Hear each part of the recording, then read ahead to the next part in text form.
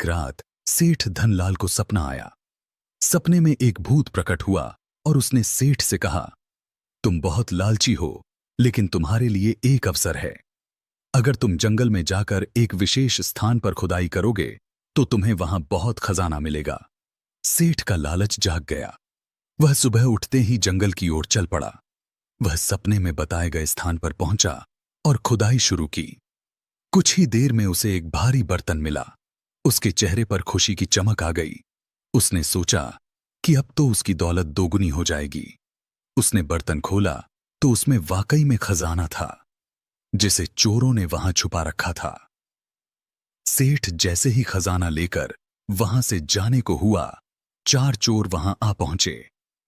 उन्होंने सेठ को घेर लिया और कहा, तुम हमारे खजाने के पास क्या कर रहे हो? सेठ ने घबराते हुए कहा, मुझे छोड़ दो, मैं तुम्हें 1000 सोने के सिक्के दूंगा।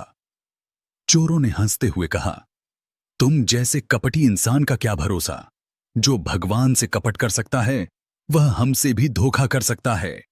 चोरों ने सेठ को जंगल की एक गुफा में बंद कर दिया। सेठ को अपनी लालच और धोखेबाजी की भारी कीमत चुकानी पड़ी। उसका लालच ही उसकी बर्बादी का कारण बना। कहानी से हमें यह सीख मिलती है कि लालच और धोखेबाजी कभी भी अच्छे परिणाम नहीं लाते।